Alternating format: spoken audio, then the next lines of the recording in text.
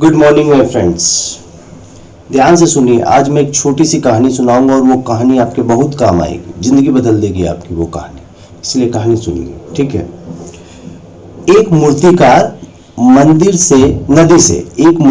नदी से दो पत्थर लेके आता है, ठीक है। मूर्तिकार का काम है मूर्ति बनाना, वो उस पत्थर से मूर्ति बनाता। तो वो नदी से दो पत्थर लेके आता है, सेम एक जैसे दो पत्थर लेके आता है, ठीक है। अब वो सोचता है कि उस पत्थर से हम मूर्ति बनाएंगे। तो पहले वाले पत्थर को उठाता है और पूछता है कि तुम छेनी और हथौड़े का मार सह पाओगे, तभी मैं तुम्हारी मूर्ति बनाऊंगा। तो पहला पत्थर बोलता है कि नहीं भैया, हम इतना टेंशन और इतना नहीं ले पाएंगे, हम छेनी और हथौड़े का भार नहीं झेल पाएंगे, सीधा सा बात है, हमसे नहीं हो पाएगा। तो वो उस पत्थर को एज इट इज रख देता है।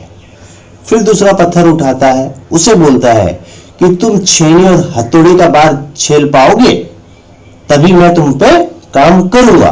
तो दूसरा पत्थर बोलता है हाँ, हम छेनी और हथौड़े का भार सह पाएंगे, आप अपना काम कीजिए और हमको एक मूर्ति में कन्वर्ट कर दीजिए, मेरे को एक वैल्यूएबल थिंग्स बना दीजिए। तो बोलता है ठीक है। तो दूसरे पत्थर से बहुत सुंदर मूर्ति बना देता है। अब जब वो मूर्ति बनाता है तो मूर्ति को बेचना है। तो जब खरीदार आता है तो बहुत सुंदर मूर्ति है, वो अपने मंदिर के लिए मूर्ति को खरीद लेता है।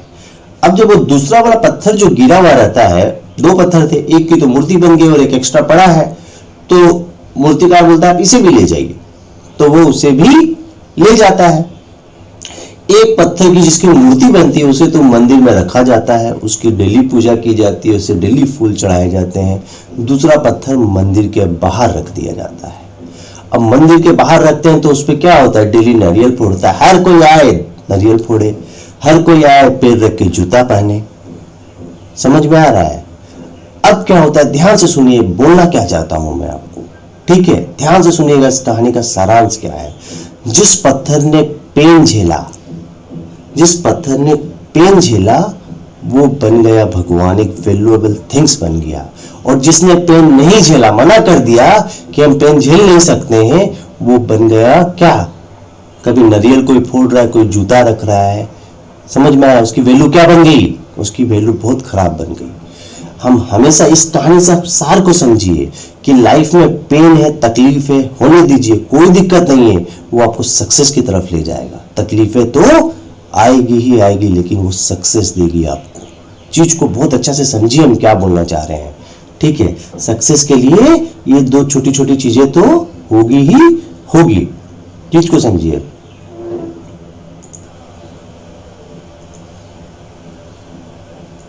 ध्यान से सुनिए क्या बोलना चाहता हूं। जिसे तकलीफ नहीं झेलना लाइफ में, वो प्राइवेट कॉलेज से एमबीए करेगा, वो सीए में करने नहीं आएगा। और सीए में कर रहे हो, एक टफ कोर्स कर रहे हो, तो थोड़ी सी तकलीफ होगी, लेकिन तकलीफ के बाद आप वैल्यूएबल पर्सन बन जाओगे। आपकी औकात उस एमबीए से 100 गुना ज्यादा होगी। चीज को समझिए, तकलीफ झेल रहे हो तो अच्छे आदमी बनो। एक चीज को समझिए, आप अपने आप को ऑर्डिनरी स्टूडेंट मत समझिए। आप सबसे बड़ी गलती यही करते हैं कि सीए में स्टूडेंट अपने आप को ऑर्डिनरी स्टूडेंट समझते। क्यों ऑर्डिनरी हो ही नहीं, आप दूसरे पत्थर हो, पेन और चीज को समझिए। आपने छेनी और हथौड़ी का भार, जो पहला पत्थर है जो मना कर दिया हम छेनी और हथौड़ी का भार नहीं झेल पाएंगे, वो एमबीए है जो प्राइवेट कॉलेज से करते हैं। अच्छी कॉलेज का नहीं बोल रहा हूं, जो प्राइवेट कॉलेज से करते हैं। और जो सीए में है उन्होंने माना है कि हम तकलीफ झेलेंगे, तभी तो एडमिशन लिया आपने। आप एक ऑर्डिनरी स्टूडेंट नहीं हो, कोई ऑर्डिनरी स्टूडेंट की दम नहीं है कि प्रोफेशनल कोर्स सीए में जैसा टफ प्रोफेशनल कोर्स में एडमिशन ले ले। आपने एडमिशन लिया, इसका मतलब ही आप एक्स्ट्रा ऑर्डिनरी हो। आप जस्ट एक ही प्रॉब्लम हो रहा है आप लोगों के साथ कि अपनी कैपेबिलिटी को नहीं पहचान पा रहे हो। आपके पास बहुत पावर है, माने all power is with in you. आपके पास बहुत पावर है, you can do anything and everything. याद रखिएगा, हम अभी भी बोलते हैं सीए में स्टूडेंट में आपने जब एडमिशन लिया तभी आप समझ जाना चाहिए था कि आप एक्स्ट्रा ऑर्डिनरी स्टूडेंट हो। ऑर्डिनरी स्टूडेंट में दम नहीं है इतना, क्योंकि पता है जो एडमिशन लेगा उसको पता है थोड़ी सी तकलीफ होगी, आज तकलीफ होगी, कल हम बहुत बड़े माने वैल्यूएबल पर्सन बन जाएंगे, याद रखिएगा। तो इस कहानी का सुर यही है कि तकलीफ हो तो होने दो। आज इंस्टीट्यूट के आज आपको बहुत सब तकलीफ हो रही है, ऑनलाइन एग्जाम, ऑफलाइन एग्जाम, ये सब क्या है, रास्ता का तकलीफें है, लेकिन तकलीफ थोड़ा देर के लिए होती है। फेस इट, क्योंकि अपने पास ऑप्शन है नहीं और इसको फेस करके आगे बढ़िए और जितना तकलीफ आए हैंडल कीजिए। आज भी बोलते हैं अपने आप को एक्स्ट्राऑर्डिनरी स्टूडेंट समझिए, बस यही बोलेंगे। आप ऑर्डिनरी स्टूडेंट क्यों समझते हैं? एक्स्ट्राऑर्डिनरी है तो एक्स्ट्राऑर्डिनरी पावर भी है आपके पास, आप उसको पहचानिए, अपने अंदर है आपके पास, कैपेबल हो आप, बस यही बोलेंगे। अभी भी एक क्वेश्चन में आ रहे हैं, अपने आप को पहचान लीजिए, बस यही बोल रहे हैं। Thank you. आइए अभी भी एक क्वेश्चन डिस्कस करते हैं अपने।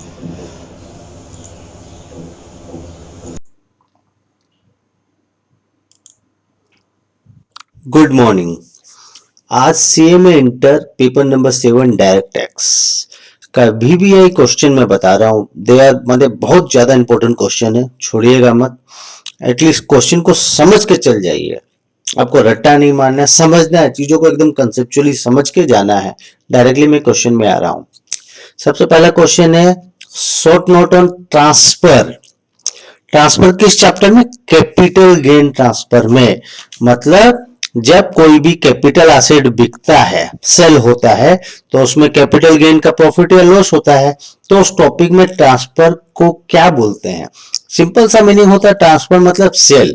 सिंपल सा मीनिंग समझिए, सेल मतलब कोई भी कैपिटल एसेट बेच रहे हैं तो उसको ट्रांसफर बोलते हैं। अब इसका पूरा मीनिंग है ट्रांसफर का, वो आपको देखना है। आंसर दिया हूं, ट्रांसफर मतलब सेल भी होता है, एक्सचेंज भी होता है, रिलिंक्विशमेंट भी होता है, वो सारा चीज होता है। तो इस चीज को अच्छा से समझिएगा। सिंपल सा मीनिंग में मैं बता देता हूँ, ट्रांसफर मतलब होता है बेचना, सेल। अब सेल में क्या क्या चीज इंक्लूड है वो आपको देखना है और अच्छा से समझिएगा इसको। कीवर्ड याद रहेगा ना आपको, जैसे sale, exchange, relinquishment, compulsory acquisitions, conversion, ये सब कीवर्ड याद कर लीजिए। आंसर नहीं, रट्टा नहीं मारना, कल समझना है। ठीक है, मैं इंपॉर्टेंट क्वेश्चन बता रहा हूँ, आपको आंसर भी दे रहा हूँ, साथ में पीडीएफ शीट रहेगी वीडियो में। उस पीडीएफ शीट को अच्छा से समझ के जाइएगा, रट्टा नहीं मारना, एकदम पहले बता दे रहा हूँ, समझना है, जितना याद रहेगा ठीक है, रटना नहीं है। दूसरा क्वेश्चन है right short note on business. Business क्या होता है? सिंपल सा मतलब, बिजनेस का मतलब सिंपल मीनिंग में क्या होता है? देखिए, सिंपल मतलब होता है ट्रेड, कॉमर्स, मैन्युफैक्चरिंग, यही तो होता है बिजनेस। और इसी में जो कीवर्ड है, आपको कीवर्ड को याद करना है। बिजनेस मतलब ट्रेड से भी जानते हैं, कॉमर्स, मैन्युफैक्चरिंग एटसेट्रा बिजनेस है। बाकी सारा आंसर आपको लिखा हुआ, आप देखिएगा अच्छा से। तीसरा क्वेश्चन है what are the condition to be satisfied to claim deduction under eighty G G. Eighty G G में जब हमको डिडक्शन लेना है तो उसके लिए क्या क्या कंडीशन होना चाहिए, चीज को समझिए, क्या क्या कंडीशन होना चाहिए। बेसिक कंडीशन क्या है? जैसे आपको लॉजिकली आप लिख सकते हैं, जैसे ये कंडीशन होना चाहिए कि मेरे को कंपनी से कोई एचआरए का पैसा नहीं मिल रहा है, हाउस रेंट अलाउंसेस मेरे को कंपनी से नहीं मिल रहा हो, मैं हाउस का घर का पैसा दे रहा हूं भाड़ा, या मेरे पास खुद का घर नहीं होना चाहिए। सब बेसिक कंडीशन है। समझ में आया कि कंपनी से कुछ एचआरए नहीं मिल रहा है और मैं खुद घर का रेंट दे रहा हूं, तभी तो मिलेगा एचआरए का डिडक्शन। प्लस मेरा खुद का घर नहीं होना चाहिए, तभी मैं भाड़ा का घर लूंगा। यदि खुद का घर होगा तो मैं एचआरए क्लेम नहीं कर पाऊंगा। तो ये सब बेसिक कंडीशन ही आपको जाननी चाहिए, ये सब होना चाहिए। और बाकी आंसर दिया आप पढ़िए, उसको समझिए। चौथा क्वेश्चन देखिए, disclosure requirement in respect of ICDS 3 मतलब कंस्ट्रक्शन कॉन्ट्रैक्ट के ऊपर क्या क्या डिस्क्लोजर होना चाहिए। लॉजिकली आप देखिए, कंस्ट्रक्शन कॉन्ट्रैक्ट के ऊपर क्या होना चाहिए? कंस्ट्रक्शन का रेवेन्यू कितना है, कंस्ट्रक्शन कितना % कंप्लीट हुआ है, स्टेज ऑफ कंप्लीशन क्या होना चाहिए, कंस्ट्रक्शन का कितना खर्चा हुआ है, ये सब होना चाहिए। ऐसे बेसिक चीज आप समझिएगा, आंसर दिया हुआ उसको भी समझ के लिखिए। अब देखिए सैलरी का एक प्रैक्टिकल क्वेश्चन एग्जाम में आएगा ही आएगा। उसमें बेसिक दे देगा कि मेरा बेसिक सैलरी इतना है, डीए इतना है, ट्रांसपोर्ट अलाउंसेस इतना है, कंप्यूटर अलाउंसेस इतना, सारा पीएफ का इतना खर्चा हुआ, सारा दे देगा। उसका आंसर भी दिया हूं मैं कि देखिए कि कैसे लेना है आपको। एम्प्लॉय कंट्रीब्यूशन टू पीएफ कितना 12% अलाउ है, 15% दिया, आपको माइनस करके आप करेंगे। स्टैंडर्ड डिडक्शन जो 50,000 है, नया प्रोविजन है ये, 50,000 का डिडक्शन लेंगे तो ग्रोस सैलरी से स्टैंडर्ड डिडक्शन कैसे माइनस हुआ, इस हमको देखिएगा, आंसर दिया हुआ है। समझ में आया? कार फैसिलिटी जैसे 1800 रुपया करके पर मंथ लेना, देखना है। ये सैलरी का एक इंपॉर्टेंट सम है, ये बहुत इंपॉर्टेंट सम है। सैलरी का एक क्वेश्चन एग्जाम में 100% आएगा और अच्छा मार्क्स का आएगा। ये बड़ा क्वेश्चन भी आ सकता है, इसलिए सैलरी का एक क्वेश्चन एकदम हर बार एग्जाम में आता है, बहुत इंपॉर्टेंट क्वेश्चन है। तो एकदम प्रोविजन पढ़ के चल जाइएगा सैलरी का, ठीक है। अब देखिए नेक्स्ट क्वेश्चन में आ जाइए टीडीएस। टीडीएस का भी एक सम क्वेश्चन बनता है। जैसे क्वेश्चन में दिया था, एग्जांपल दे रहा हूँ, payment for fee for technical service 22,000 रुपया है, रॉयल्टी का 25,000 का पेमेंट कर रहा है, payment of 2000 made to mister X for purchase of diaries and rent paid का पेमेंट हो रहा है। तो ये सब दिया है, उस पर टीडीएस कटना चाहिए या नहीं कटना चाहिए। जैसे टेक्निकल सर्विस पे 30,000 पे टीडीएस है, 30,000 से ज्यादा का पेमेंट हो गया तो 22,000 का तो टीडीएस नहीं कटेगा। रॉयल्टी पे जितना भी हो 10% टीडीएस कटना चाहिए, तो 25,000 पे 10% टीडीएस कटेगा।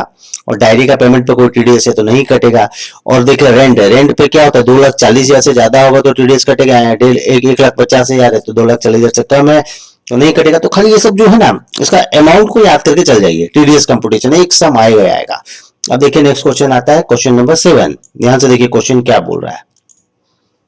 देखिए क्वेश्चन पूछता है कि आपको शॉर्ट नोट लिखना है स्क्रूटनी असेसमेंट में एंड बेस्ट जजमेंट असेसमेंट के ऊपर।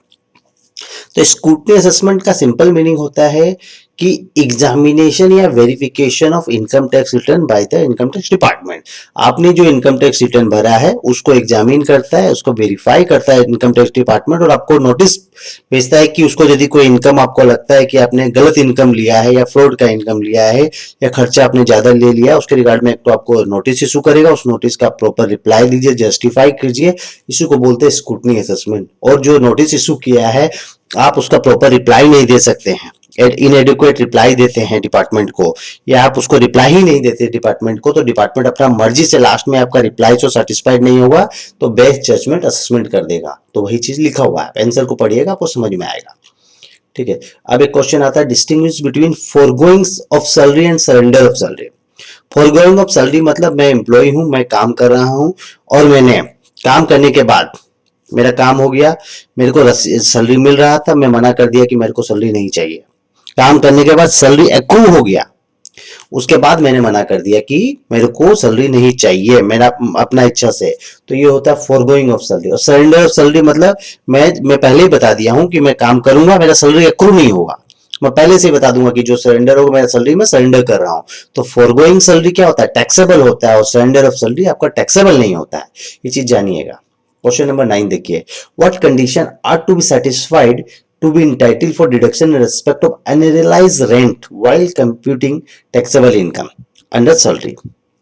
देखिए एचपी का जब इनकम किया जाता है तो जो डिडक्शन मिलता है अनरियलाइज इनकम का, ठीक है, उसके लिए क्या क्या कंडीशंस है। ठीक है, what condition are to be satisfied to be entitle for deduction in respect of unrealised rent. ठीक है, चीज को समझिए, एकदम बहुत सिंपल सा चीज बोल रहा है। देखिए क्या बोलना चाहता है, बोलना चाहता है कि एसएससी को रेंट का पैसा ही नहीं मिला, अनरियलाइज हो गया, ठीक है, किसी भी रीजन से हो, रीजन दिया हुआ है, तो उसका डिडक्शन लेने के लिए क्या क्या कंडीशन होना चाहिए वो पढ़ लीजिएगा, सिंपल सा दिखा होगा, समझ लीजिए चीजों को। Right short note on belated return. Belated return मतलब लेट रिटर्न, बिलेटेड बर्थडे होता है ना, लेट जब बर्थडे को इनवाइट करते हैं, वैसे लेट बिलेटेड रिटर्न मतलब लेट रिटर्न। किस किस केसेस में एसएससी बिलेटेड रिटर्न फाइल कर सकता है, माने आफ्टर ड्यू डेट जो रिटर्न फाइल होता है उसको बिलेटेड रिटर्न बोलते हैं। अब एक क्वेश्चन देखिएगा, एक तो रेसिडेंशियल स्टेटस के ऊपर है कि एक एम्प्लॉयमेंट के लिए एम्प्लॉय बाहर जा रहा है और 3 लाख रुपया कमा रहा है और उसका एफडी का इंटरेस्ट 80,000, तो एम्प्लॉयमेंट के लिए जाता है तो उसको क्या बोलते हैं, ordinary resident. Resident and ordinary resident में कवर होता है, तो दोनों इनकम उसका क्लब होकर उस पर टैक्स लगेगा 3,80,000 पे। अब एचपी इनकम का एक प्रैक्टिकल सम में ध्यान से देखिए। ठीक है, देखिए एचआरए के एक एग्जाम में हाउस रेंट जो है एचआरए का एक सम बनता है, एक सम सैलरी का बनेगा, तो इस बार ज्यादा टफ सम आएगा भी नहीं, एचआरए का सिंपल सा सम दे दिया रहेगा, एक तो क्वेश्चन दिया हूं देखिए। उसके बाद क्या होता है ना, उसमें ग्रॉस एनुअल वैल्यू निकाल के म्युनिसिपल टैक्स माइनस करके उस पर डिडक्शन माइनस कर देंगे, सिंपल सा फॉर्मेट है, नेट इनकम निकल जाएगा, काम खत्म। अब एक तो क्वेश्चन इस टाइप में आता है, कंप्यूटेशन ऑफ टोटल इनकम, जैसे सैलरी इनकम दिया, इनकम फ्रॉम अदर सोर्सेज दिया, एग्रीकल्चर इनकम दिया है और एलटीसी का डिडक्शन दिया है, तो उसका टैक्स लायबिलिटी निकालिए। तो सैलरी और इनकम फ्रॉम अदर सोर्सेज ले लेते तो 95 आ जाता है, और एलटीसी वगैरह का डिडक्शन कर देंगे तो ऐसे नॉन टैक्सेबल इनकम हो गया ये। अब क्वेश्चन नंबर 14 देखिए, ध्यान से देखिए, क्वेश्चन इज वेरी इंपॉर्टेंट।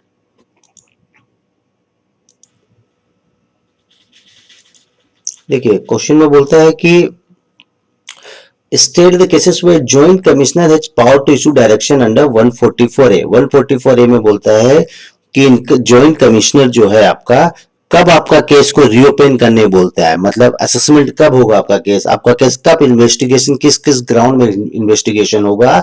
तो ये पावर जो ज्वाइंट कमिश्नर के पास है, वो बोल सकता है एओ को, असिस्टेंट ऑफिसर जो रहता है इनकम टैक्स का ऑफिसर, उसको बोल सकता है आपका केस रीओपन करने है। तो उसका जनरली ग्राउंड क्या रहता है कि वो अपना मर्जी से बोल सकता है, या उसके पास कोई इंफॉर्मेशन है, या आपका अमाउंट जैसे आपका ट्रांजेक्शन उतना रुपया का इन्वॉल्व है, जैसे अकाउंट में आपका 50 लाख 16 लाख 1 करोड़ का ट्रांजेक्शन है, या कहीं से इन्फॉर्मेशन इशू किया, उस बेस में वो बोल सकता है। पूरा प्रोविजन लिखा हुआ पढ़िएगा, पीडीएफ दे दूंगा मैं। और लास्ट क्वेश्चन बोलता है state the provision relation to self assessment. Self assessment मतलब एसएससी खुद का टैक्स को खुद आइडेंटिफाई करता है, उस हिसाब से रिटर्न भर देता है, उस हिसाब से पेमेंट दे देता है। सिंपल सा यही है सेल्फ असेसमेंट टैक्स में, ठीक है। अब मैं आपको 15 क्वेश्चन दिया हूं, ज्यादा नहीं दिया, 100% इसमें से बहुत सारे क्वेश्चन आएंगे। प्रैक्टिकल सम में याद रखिएगा, एक सम आपका सैलरी का आएगा और एक एचआरए का आएगा, एकदम सिंपल सा सम आएगा, कोई माथा पीछी नहीं होगा उसमें, ठीक है। डायरेक्टली आंसर पुट ऑन करना रहेगा, तो कैलकुलेटर में निकाल के आप डायरेक्टली आंसर पुट ऑन कर दीजिएगा, लेकिन मैं जो कैलकुलेट किया हूं उसका आंसर जरूर देख के जाइएगा, और अपने ऊपर भरोसा रखिए 100% पास करेंगे। एकदम जिद्दी बन जाइए, पास होना है मतलब पास होना है, हो जाएंगे, कोई नहीं रोक सकता है। एकदम भरोसा रखिए, शेर की तरह रहिए, एकदम पॉजिटिव एटीट्यूड के साथ, हम पास करेंगे मतलब करेंगे। Thank you.